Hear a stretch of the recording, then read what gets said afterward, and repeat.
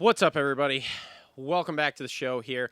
Now, before we jump into the actual episode here, I had such a day yesterday once I got home from the race that I did not even get a chance to talk about the biggest news of the week here. I completely forgot to put in my notes because I knew we would be talking about it during the show, and then with everything that happened yesterday, it completely slipped my mind. And I don't know how I didn't put it in the halftime report like I should have, but we're going to talk about the Daniel Blair video here because that was the number one question I got all week at the race. Didn't matter who I saw. Their number one question to me was, well, what are your thoughts on this Daniel Blair video and Lee and Ricky and all of that? And so I'm going to give my thoughts here. If Justin and them want to talk about it when we do a show in 2 weeks, then we will. But I know I need to put something out for this. So we're going to open the show with this right here, right off the rip, right? So as far as the Daniel Blair video goes, right? Daniel and I have a very, we'll call it an acquaintance relationship, right? I've never actually met Daniel in person. I've only talked to him through DMs on Instagram, but we have a bunch of mutual friends, a bunch of people that we both know and both conversate with quite a bit. So I do feel like I know the guy. I like all of Daniel's stuff. I like the shows he does. I like his podcast. I like everything that he does. His analyst. His analyst on things. I like all of the stuff he does, right? And he's always had time for me, no matter what. Every time I have DM'd him, he always will get back to me. There's a few guys in the industry like that who don't cool guy you, and he is one of them. So I've got lots of time and lots of respect for him. With that being said, I have known for a while through back channels and, like I said, mutual friends and stuff, some of these things that have been going on that he brought to light in this video. I knew him and Ricky had a had a rough relationship. I knew him and Ricky had a rough relationship. I knew Ricky was a big part of why he had left the broadcast because things weren't going well between the two of them. I knew there were other backdoor issues, which I wasn't privy to all of the details like I am now with him obviously putting this video out like all of you are. But I knew a lot of this for a long time, basically since he'd left the broadcast. As soon as he left, I was getting information from other people, mutual friends, etc., that was telling me why he left, and it wasn't just because he wanted to step away and try something different. That wasn't what it was. He was essentially being forced out. With that being said, him putting this out is a glimmer of hope in my eyes. There's a lot of secrets in this industry, inside baseball stuff, and things that a lot of the normal everyday fans are not privy to. And Cooksey is another one who puts out a lot of this stuff. The problem that has the issues with Cooksey is that he does it in such a way that not everyone likes it, okay? And I tell everyone that I deal with that, like, Cooksey isn't necessarily wrong with his information. You just don't like the way he delivers it. So Daniel putting out some of this stuff like this kind of, in my mind, sheds some light and gives some credibility to some of the stuff that guys like Cooksey, like us back in the day when we were really going hard after different people, are saying, because we get called, Cooksey and ourselves, we get called these crazy conspiracy theorists in the moto world. And everybody thinks that we're just making stuff up most of the time, when in reality, it's like we actually have information and sources from people who are telling us these things. We're not just making them up out of nowhere. There are a few things that we make up, and some of it I preface with, hey, I'm just putting some stuff together. But anyway, back to the Daniel Blair thing. Seeing Daniel actually put this out and shed light on some of these things here really, really makes me hopeful that some of the secrets that really affect a lot of people in the industry might actually be brought to light here and given some credibility through him with this. With that being said, I don't want to burn the whole industry down. I love the industry. There are certain things I'd like to see changed, and hopefully with all of us who are now coming to light here talking about things like this, we can affect some change. That's my hope. Now, back to Daniel's actual video there, right? So he talks about him and Ricky having issues there, right? Ricky feels threatened by him. 100% a thing. I don't believe that Ricky should feel threatened by him because that's not really the job that Daniel was going after. But of course, Ricky is trying to keep his job and is tight with everyone. So that would explain why Ricky acts the way he does. He's upset because Daniel's threatening him or his friends or whatever, essentially, right? Which isn't really the way it's going to go. Now, the Lee Diffie thing was something I did not know. I did not know that Lee had actually had conversations with him and told him the things that Daniel says he told him. I will say I've lost a lot of respect for Lee Diffie. I don't actually have any respect for him anymore. He's the insecurities brought forth by the fact of him saying that you don't compare broadcasters when Daniel said that he was a big Todd Harris fan and all the stuff like that. That to me screams insecurity and is very low vibration. Like, what are you doing? Why are you this insecure? And if you're that insecure because someone said that they liked a different broadcaster better because that guy had announced stuff that he had announced races that he was actually in, that Daniel was actually in, Todd Harris had announced. To me, that's childish. That's what that is. That's childish. That's a very childish move. It's a childish way you're going to throw a tantrum because somebody didn't like you. I don't have any respect for that guy anymore. With all this being said, too, I did actually reach out through DMs to both Ricky and Lee if they had a comment last week, and I got zero response back. So if anybody sees this and they are upset about this or any of the things I'm saying here, they are more than welcome to reach out to me and I will have a conversation with anybody. I've said this for a long time and I will continue to say it. If anybody's upset on a personal level about anything I say on this show, whether it's a rider, a manager, a mechanic, anybody, and they want to have a conversation, please reach out to me. My phone number is on a lot of different places. My email is a lot of different places. You can get a hold of me, and I'll be more than happy to have a conversation with you. Same goes for Deegan, who is unhappy with us right now. If he wants to have a conversation about something we said on the show, I'll be more than happy to have a conversation with him and explain why I have those thoughts, where I clued in on my thoughts, why I think those things, and listen to his rebuttals for him. But back to Lee and Ricky, man. To me, like I said, it's very childish the way they acted. The NBC guy, he is, it's not a great way to treat people, and it's not a good look for you to not have any idea about the sport and how people feel about the sport who are actual fans of the sport. And to critique someone like Daniel Blair when you don't really have any idea there. That guy to me is just typical executive, essentially, of not having any idea. And I don't actually put a ton of fault into that because these higher ups at companies like that usually don't have a ton of ideas about some of the smaller mundane things. And let's face it, as much as Moto is like our whole world for us, Moto is not the whole world for NBC. It's a very, very small percentage of their portfolio there. So I don't fully blame that guy for the way he acted. That seems the way that guy acted, well, still negative towards my guy Daniel, seems very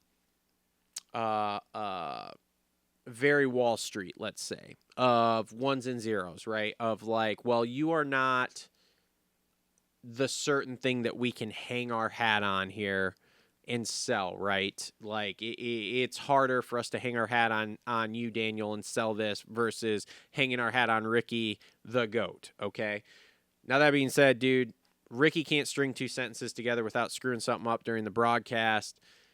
I don't tend to pay too close of attention to what he says because, to be honest, Ricky doesn't want to piss anybody off, so he literally dances around things, which is crazy to me because he has such a profound portfolio of work when it comes to motocross and supercross that he could literally say anything about any of these guys and none of them could say anything. But Ricky doesn't want to have people upset with him. He wants everyone to like him, and so his analysis kind of sucks. So with that being said, I'm not happy with what Ricky said or how he acted towards Daniel. And I'm just not stoked on it at all. I'm also not happy with how Lee Diffie acted throughout this whole thing. The NBC executive, I'm not stoked on him. I understand that one more than the other ones. But yeah, needless to say, this situation to me, while it's big news to a lot of people, like I said, to me, this was something that we've known for a long time. It was just certain details I didn't know. I lost respect. Like I said, I had some respect for Lee as a commentator, period, because he could. I thought he did an okay job and crossed over so many different genres of motorsports and regular sports and all that stuff that I was like, for a guy who does all of this, I think he does a pretty decent job. But to listen to the way that he treats people in Daniel's story there, I just lost the respect for him. And, he could go away and I would not shed a tear about it whatsoever. Now, that being said, Daniel Blair isn't coming back. I've talked to Daniel. He doesn't want to come back.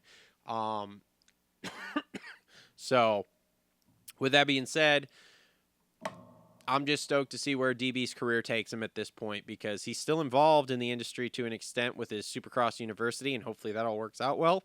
He still has a podcast. We're going on the podcast this week. This on the off week here, he has contacted us and he wants me and Justin and Cole to come on the podcast. So we are all going to be on the podcast, on his podcast on Sunday. So make sure to check that out. If anybody thought I was going to rant, rave, and scream louder, I'm sorry that I didn't. Again, my days of ranting and raving and screaming they're kind of over about a lot of things. This wasn't a huge shock to me like it was to some people, so I'm probably like a lower level. I know there's a lot of people out there that had no idea that this kind of stuff went on. They had no idea that this was going to be a thing, and they didn't know that Ricky acted that way at all. But for someone like me, I've heard these stories and I've seen this happen, and it wasn't that big of a shock to me because I just kind of knew. So those are my thoughts. I guess in conclusion here, for thoughts for this, do I think this is going to change anything? No. NBC is not going to fire Ricky. NBC is not going to fire Lee. The only way that this is going to change anything is if you guys, the fans, continue to run through them on social media in the comments of all of their different socials, whether it be Twitter, X, whether it be Facebook, whether it be Instagram, whether it be, any of them. I know Lee's Instagram is now private because he couldn't handle it already, obviously. Ricky has turned comments and messaging off. No surprise there.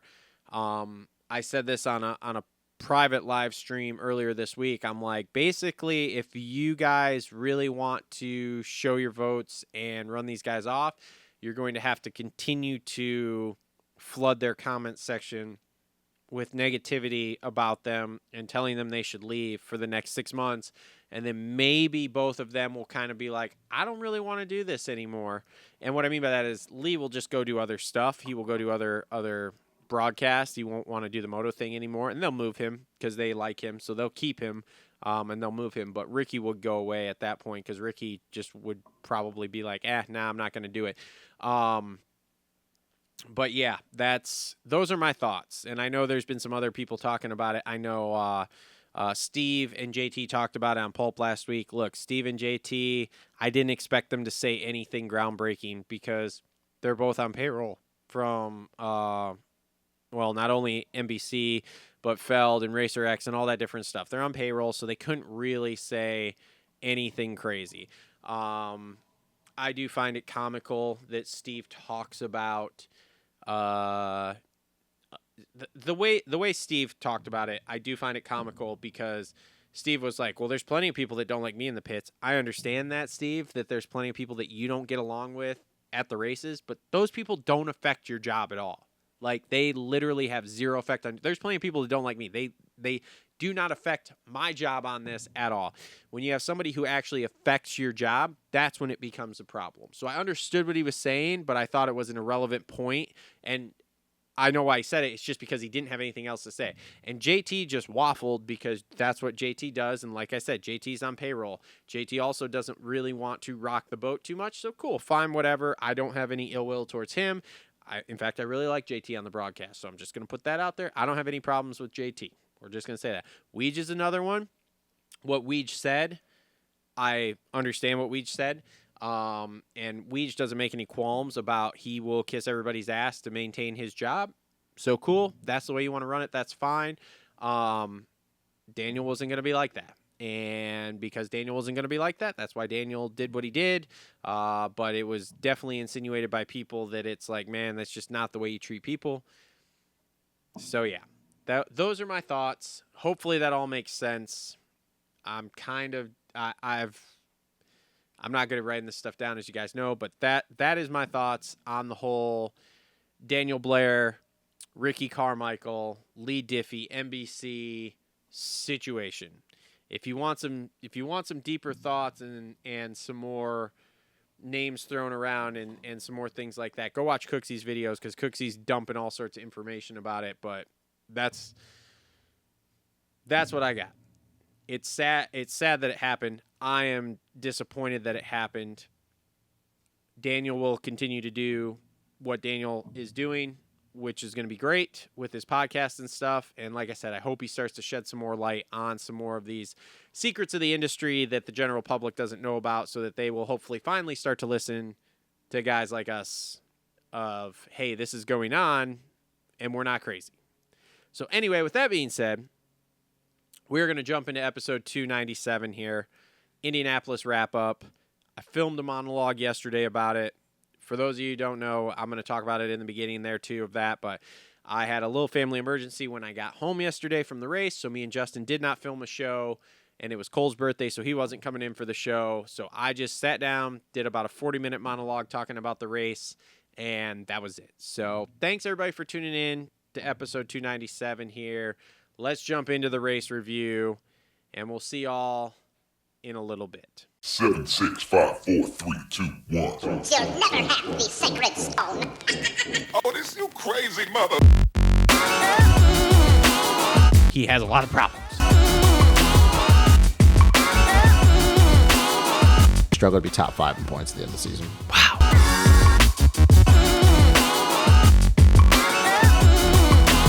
You bleach your hair, you're a sellout.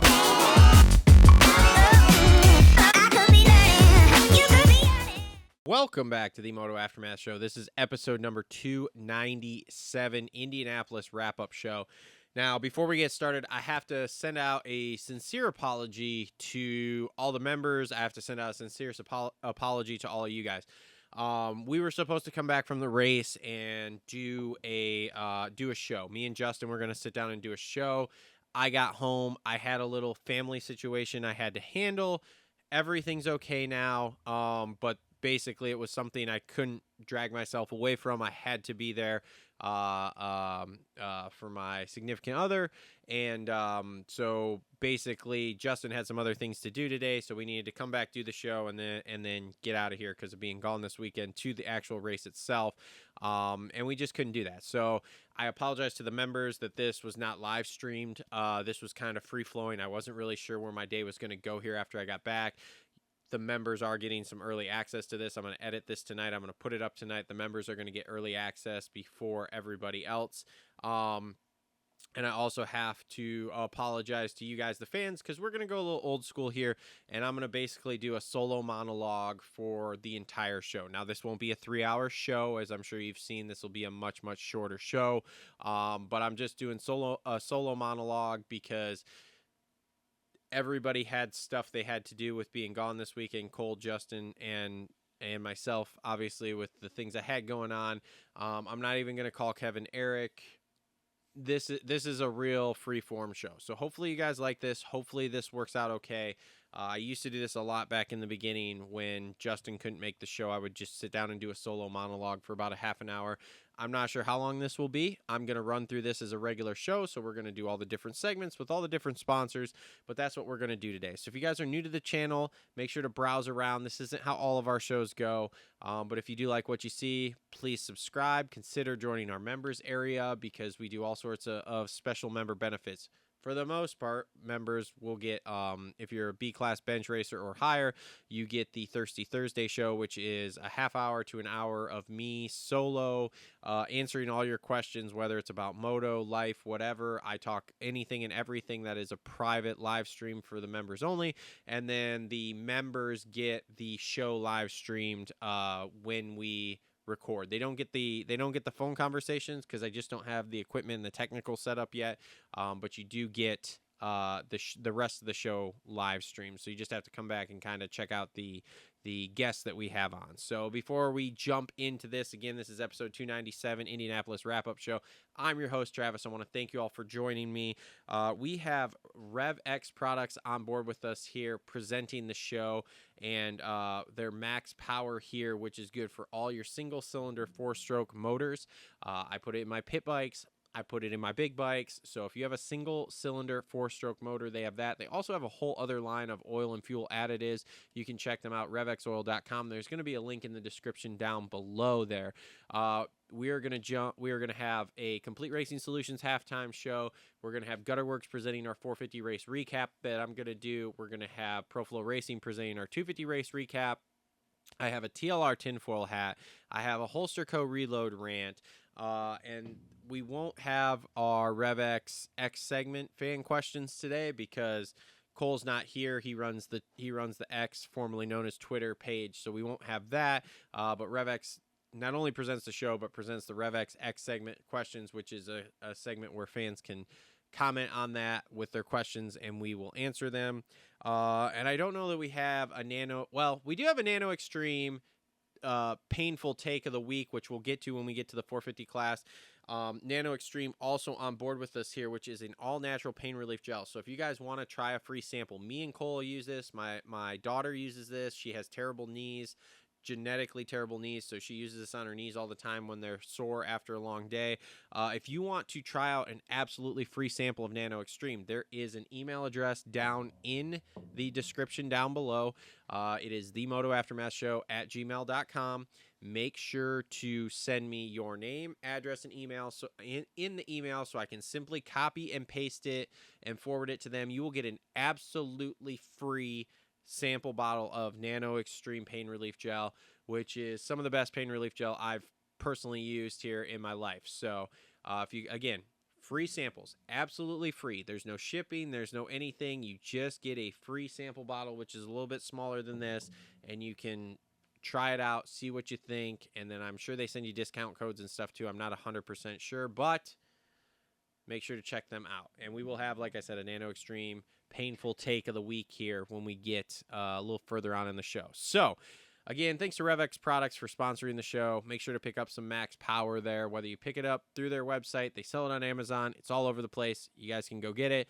But we will start off here with your 450 race recap brought to you by our friends at Worx. Always well hung, just like Justin Barsha. And Justin Barsha was hanging around the front yesterday. So, with that being said, let's jump into this. So with the 450 race recap here, Cooper Webb actually going to have your NANO XTREME painful take of the week here. So right before the main event started, me and Justin are sitting there talking. We were actually at the race. We were in the stadium there, and he goes, "I don't know who's going to win this, but I'll tell you who's not going to win it tonight, Cooper Webb." And he's not a Cooper Webb hater, but he said that. And then Cooper Webb did what he did. So that is our NANO XTREME painful take of the week here. Cooper Webb had such a day yesterday. That crash in the whoops in practice, I watched that from the start. I literally was watching him on that lap, and I just watched him start to go sideways immediately going in there and went, uh-oh, and then watched him crash, and I was like, oh my gosh, what else is going to possibly happen here? From that, struggled all day. Tip over in the heat race, so not really a great gate pick for the main event. And then the main event, he just comes out, yanks a start, and that was all she wrote, which was absolutely incredible to watch. that was total Cooper Webb track. If you'd asked me going into the week, which I said multiple times that Cooper Webb was going to win, he did exactly what I thought he would do, which was go in there and just absolutely shred. And he did. And again, here we go. We have not the fastest guy, rough day all day, so you just aren't even thinking about him, and then just comes out wire to wire, extends his points lead, and man, he has this championship firmly in his grasp now. So I don't see anyone else winning like the title. Cooper Webb's my title guy at this point. Could it happen? Possibly, but I highly doubt it. It is extremely hard to get Cooper Webb to let go of the thing. And the funny part was, too, is that everybody talked about all week how consistent Cooper Webb is, how much he doesn't crash, how much he doesn't have issues in his championship years. And then to have that issue in qualifying, it was like, oh my gosh, we talked about it all week. We willed this on him, basically. But overall, a great night for Cooper Webb and a great ride. Justin Cooper second. And this was a total Justin Cooper track. Technical jump line through the whoops type deal. This is exactly... Now, Justin Cooper's been building, and Justin Cooper's been a top 5 guy basically all year. I know his finishes haven't fully been in the top 5, but has been a top 5 guy. And I see more of this coming. Justin Cooper's just that guy that he's just there. He is going to be one of the most solid second string dudes on any team for the rest of his career. I think he'll probably try to stay at Star, but it also wouldn't surprise me if he does end up going somewhere else. If somebody else sees the potential there of like, man, he's just always going to be there. Maybe he gets it done here and there. I think Justin Cooper has a long, well-paying career in this industry here. And again, this second place doesn't surprise me. And he's going to be one of those that you look up here all of a sudden and you're just like, oh, Justin Cooper, like right now, he's 4th in points, which is crazy because you don't even really think about him. He's just quietly being there. So great ride for Justin Cooper. Chase Sexton,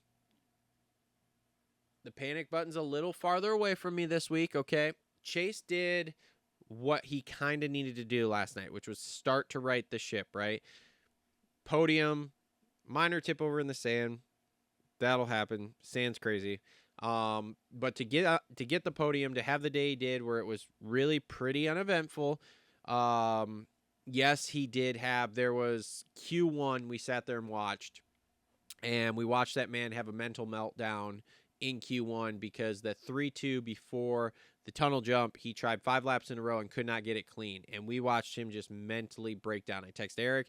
Justin was the one who brought it to my attention. This is not me because I know I'm going to get a lot of people, you just hate Chase. I don't hate Chase.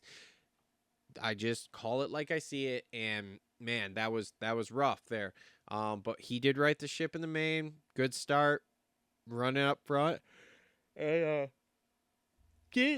didn't really have anything where I thought he was going to catch Coop. I really thought he'd just get second, that minor tip over, and then ended up third.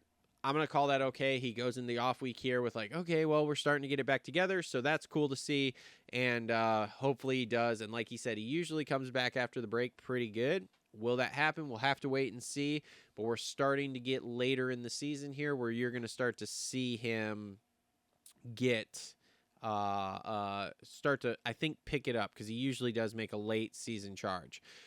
Justin Barcia showed up to party last night, running podium spot. Justin Cooper hunted him down and got by him, but overall a really good race for Barcia, and hopefully this is getting him on the on the right track to become a top 5 guy here for the rest of the year, which is kind of where he should be.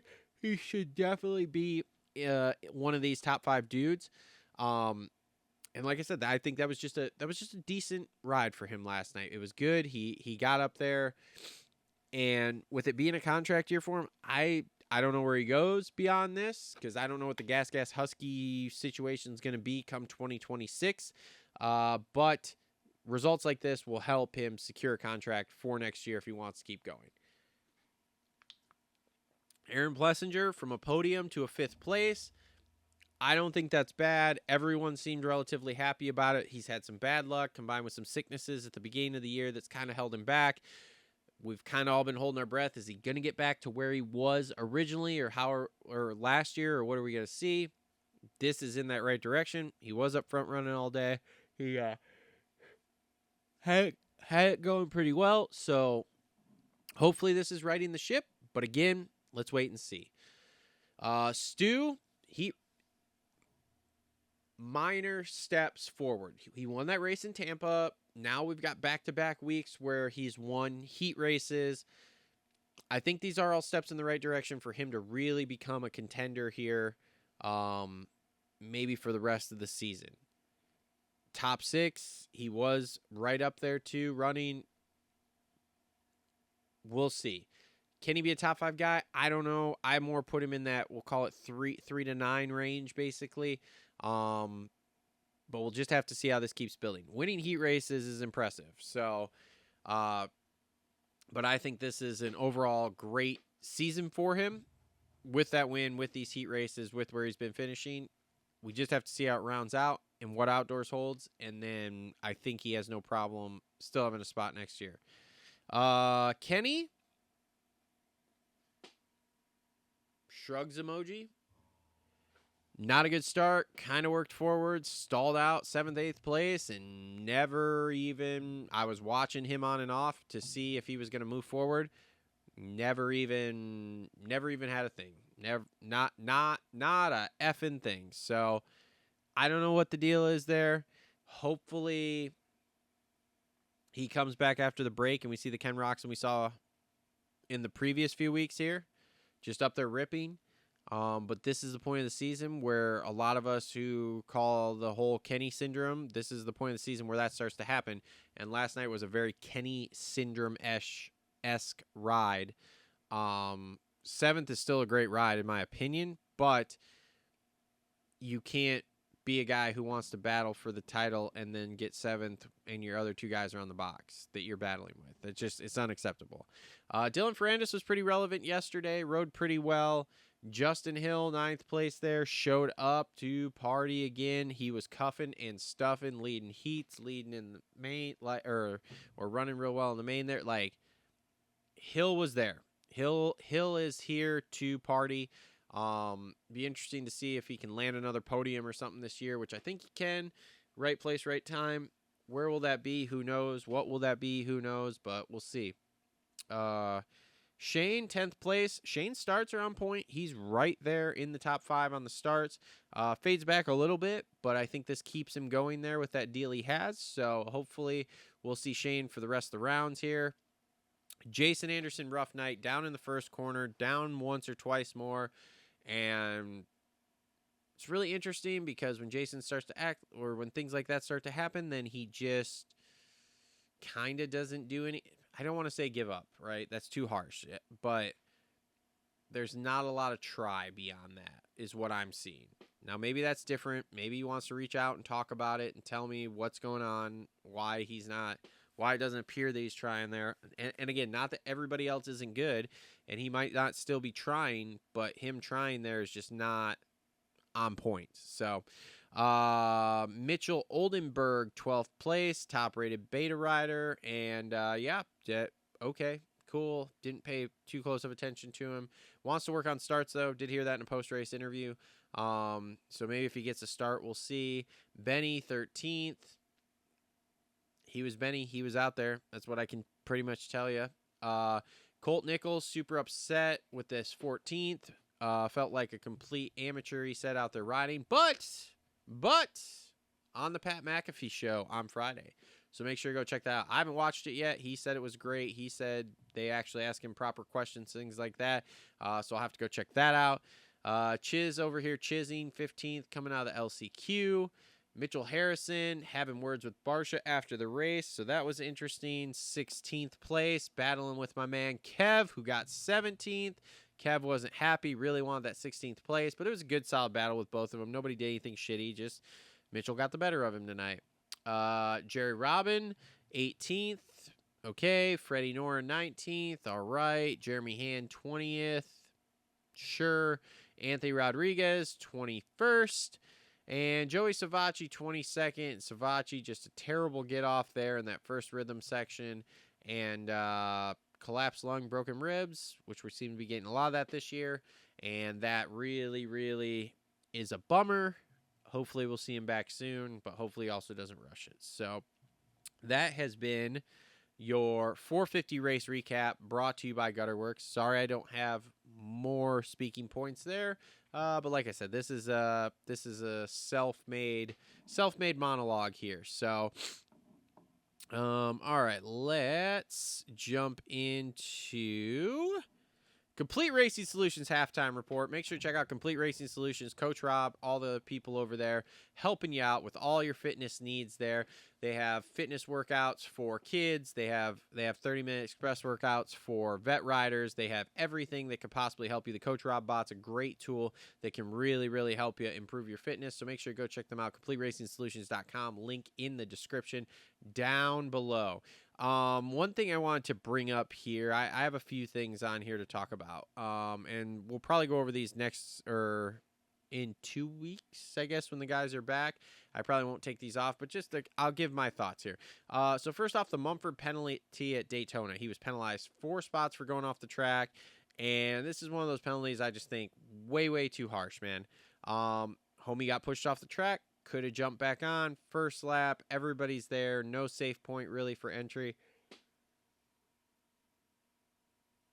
So I think he did the right thing. I think 4 spots is way too much. I think the AMA really foobarred that. I think 4 spots, just way, way too many. What should it be? I don't know. I'd have to really sit down and think about stuff like this. But 4 spots was just entirely too much for someone who did what they were supposed to do. And not only that, he got past a whole bunch. He was right up there in the start. Then he gets past a whole bunch.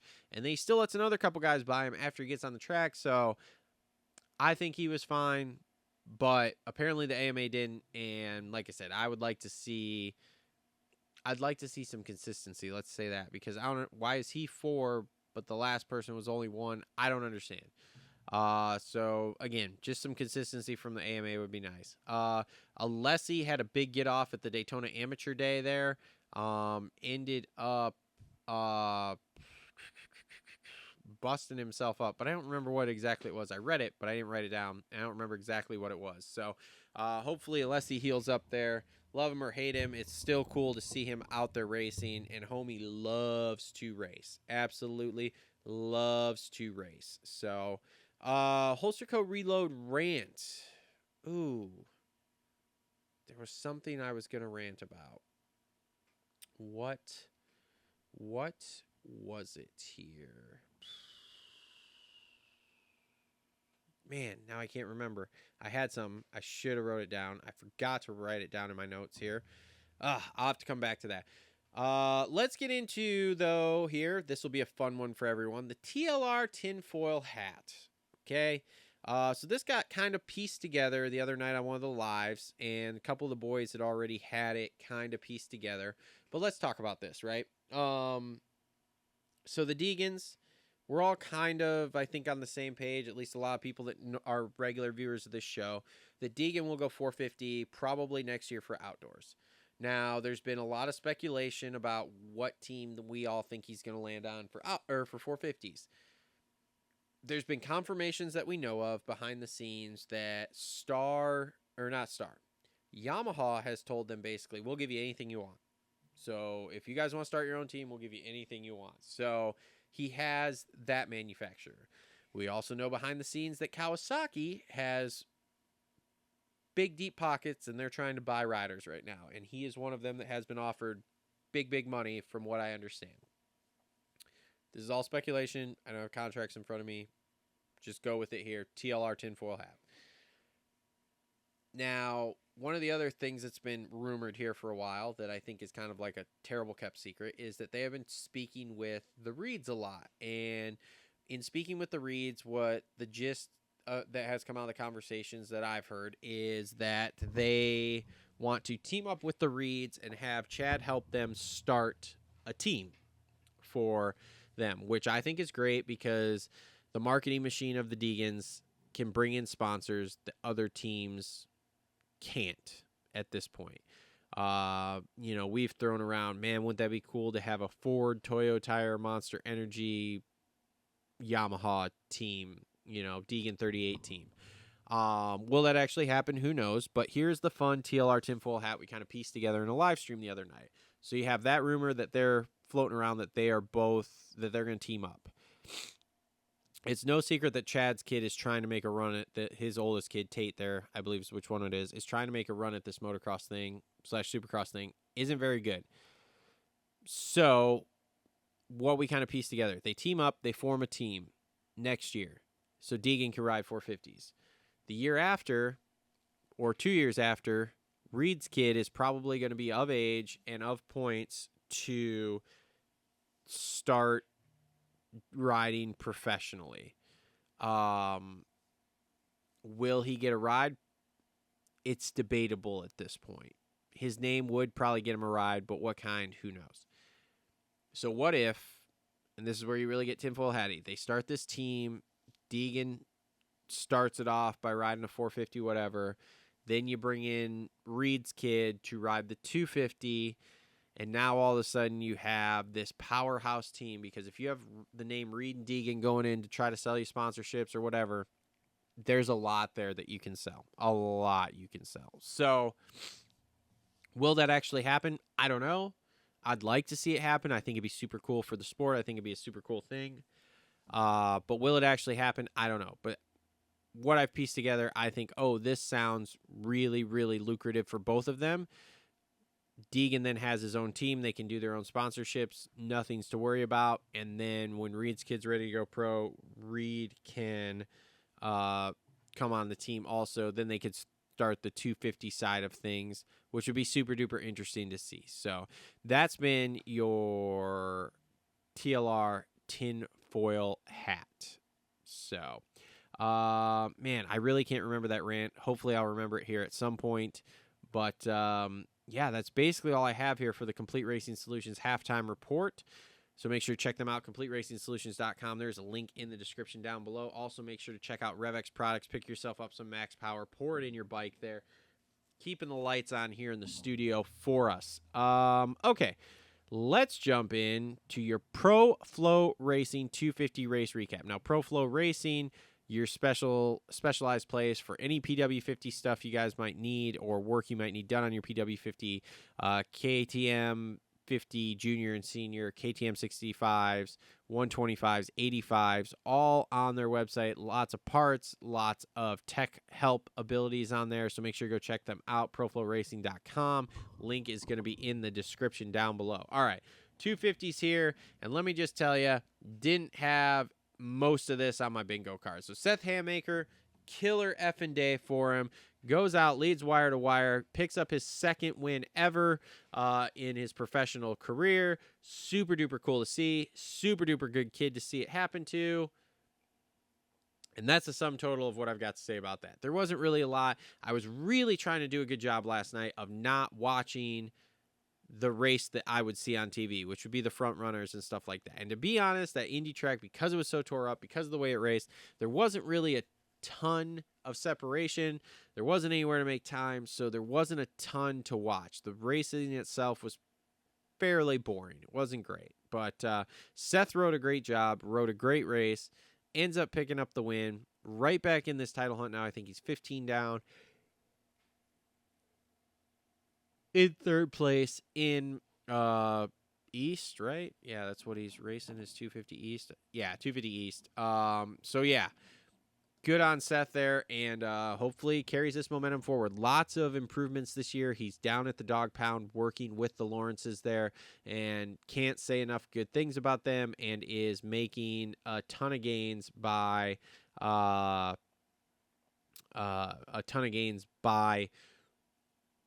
really trying to improve technique and stuff and make himself better, tougher, all that kind of good stuff. So it'll be interesting to see where this goes. Tom Vial second. So I was going to get the panic button, but the panic button's gone now. Tom Vial is having such a sneaky good season, and now all of a sudden he has the points lead in the East, which is crazy. For a guy that's gone, whatever here, let's look it up here. What'd he go? For a guy that has gone 5-4-2-2 to have the points lead is absolutely crazy. He's Tim Ferrying his way to this championship. Will he Tim Ferry it? I don't know. But that was an impressive ride last night. He had this sick little cheater line coming out of the sand. They'd kind of like moved the hay bale over a little bit so he could get up on the ledge, essentially, that they were using to hold the sand in position.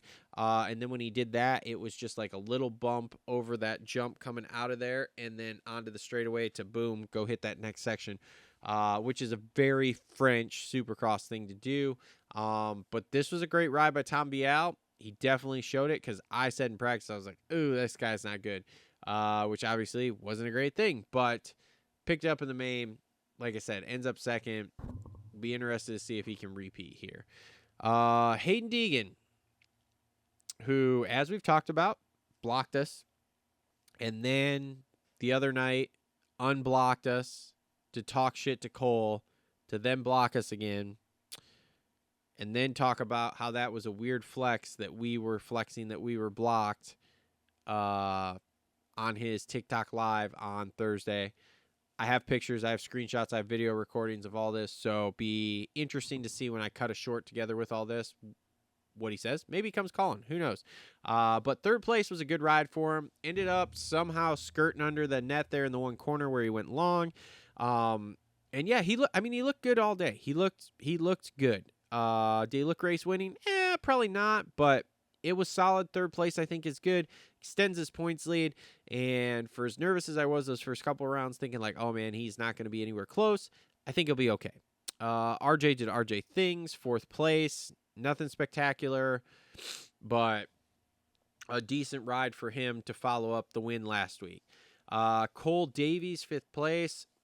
Cole Davies, I was watching the entire race. Cole Davies had a line down the right side of the whoops that was absolutely incredible. He could go straight as an arrow, skimming, almost zero issues. There was like 2 laps in a row he had some issues. He got started getting some swap. Outside of that, cleaned it up, good to go. Really thought he was going to make a run for like third, fourth place. There was a point that I looked at Justin and I said, Davies is going to catch RJ and Davies is going to catch Deegan. Did he pull it off? No. But was he damn good and like blowing my mind? 100% he was. 100%. So good on Cole Davies there for fifth place. I know it's not really getting all the points to get into the title fight there by getting the win, but I would call that super solid and go home and just put my head down and keep working. Joe, sixth place. Joe looked good. Joe came to fuck. Then Joe kind of stalled out there. But Joe was really good to start that race, and up until about midpoint, he was really good in the whoops. So obviously a good gate pick and everything. Running 2 handguards now, and like I said, there were times I was like, oh, there goes Joe, he's gonna go pull away, get to the next guy, whatever. And then there were other times I was like, never mind, Joe's out. So Max Anstey had a really weird night, maybe some symptoms of that crash last week at Daytona, but 7th place, not great, just so in my opinion for Max.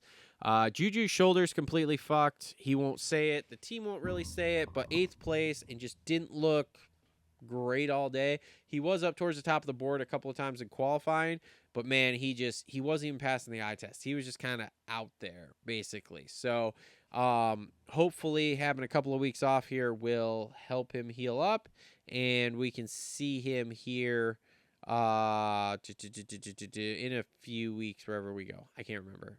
Sorry. Marchbanks, this is who he is, man. This is who he is. 6th to 10th place dude, sniffing some podiums and top 5s every once in a while, but I don't see Garrett making a big step. Max Volan, they have that handbrake completely over-engineered for you, brother. Please let me know if I can help in any way. I'd be more than happy to call club and talk to them about what they've got going on there. Dax Bennett looked feisty at points yesterday. 11th, I'll call that okay. He's coming back from a head injury. He's coming back from some sickness, so cool. We'll go with 11th.